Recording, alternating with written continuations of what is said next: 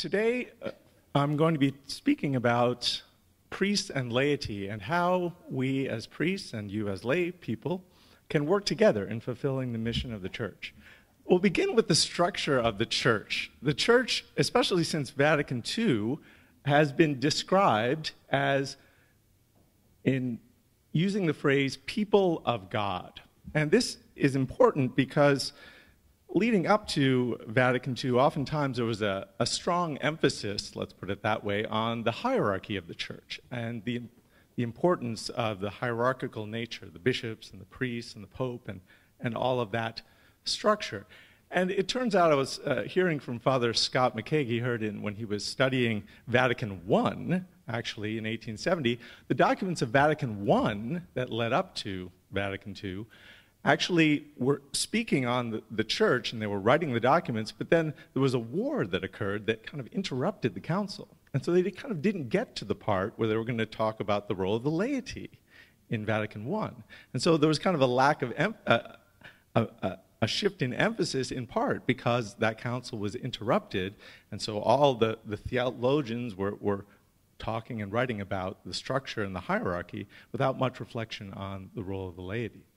So this pendulum swung back, I guess you could say, with Vatican II's Lumen Gentium, which was on the structure of the church. And you see I put up the three chapter titles of the first three chapters of Lumen Gentium. First was on the mystery of the church, the second one was on the people of God, and the third one was on the hierarchical structure of the church, and in particular on the episcopate.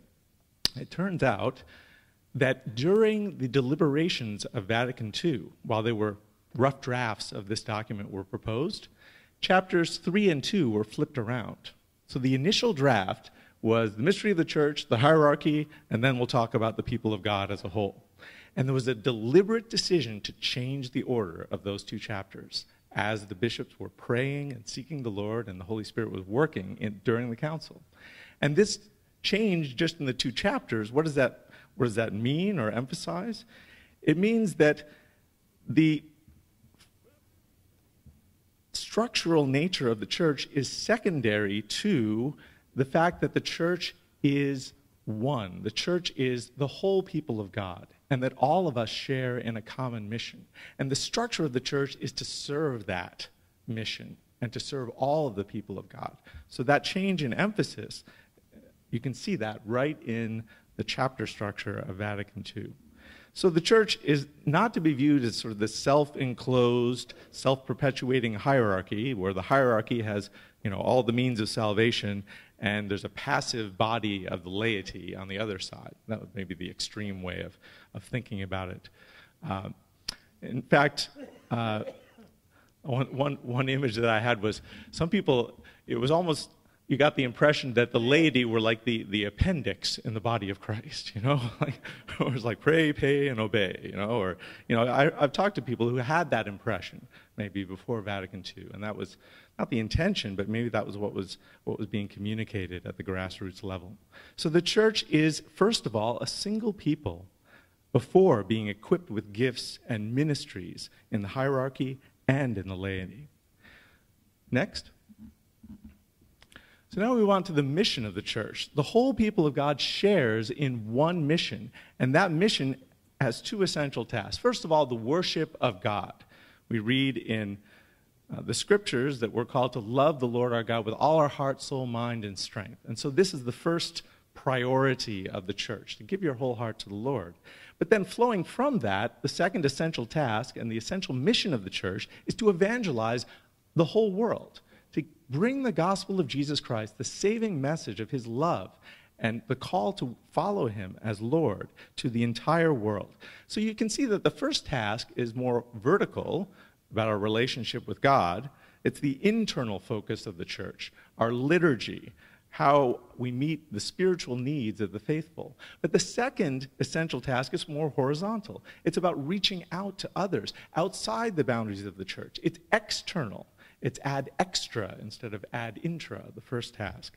So we need both of these to be linked together in the church. We can't do one at the expense of the other. Rather, true worship leads to effective evangelization, and true evangelization leads you all the way back to worshiping the Lord, especially in the Eucharist, which is the source and the summit of the life of the church, the pinnacle of our worship of God, and the summit to which we evangelize to.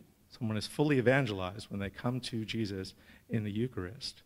So, what we find is, if we don't have both of these, something is wrong. For instance, if we have mission without the Eucharist, then we're going to end up dying on the battlefield, so to speak. We're going to run out of energy to work to serve the Lord. This is where oftentimes in ministry we find maybe we've lost our first love. Why are we doing what we're doing in serving the world and people in the world? We're preaching ourselves, essentially, instead of preaching Christ.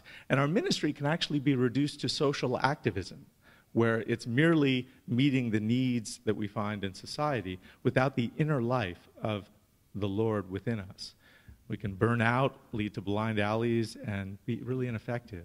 But on the other hand, sometimes we can emphasize worship of God and then exclude ourselves from the missionary dynamic of the church. So what this can end up being is the holy huddle, okay? Where it's like, okay, we'll just stay together. They can't hurt us if we stay together, right?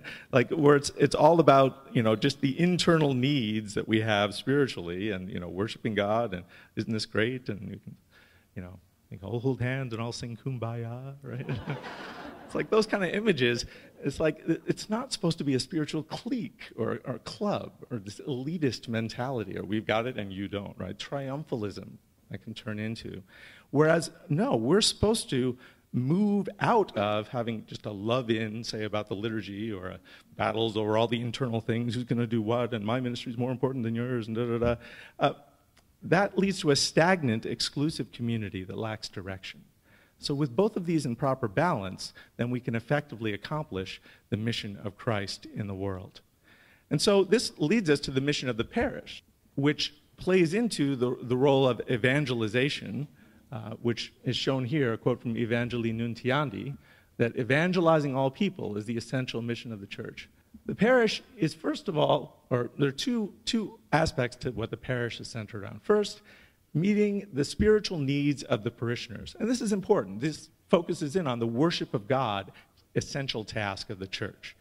So when we have this in our parish, sometimes you can overemphasize this and have people going to the parish and they might just parish hop or church hop even, saying, well, I'm not being fed here, I'm not being fed there. So they maybe just view the church only in this way, which would be an exaggeration. So next, this needs to be balanced with the parish is centered around the Eucharist and mission to the world, this mission ad extra within the parish. So our mission is at very least to reach out to all the parishioners in the church and to all the people in the parish boundaries of our parish. And if we don't see ourselves as being on mission for all the people in our parish boundaries, then our vision is short-sighted. We don't have the mind of Christ about what we're called to do as a parish. So try to think about that for your own parish right now. What is within your parish boundaries? Who are the people in your parish boundaries? Has anyone ever reached out to them from your parish? What are the needs that are going on right in your own backyard, in your part of the city? What's on Christ's heart about your particular neighborhood? This is what we need to get a handle on as priests and as laity in the church. And this is the mission of Christ in the mission of the parish.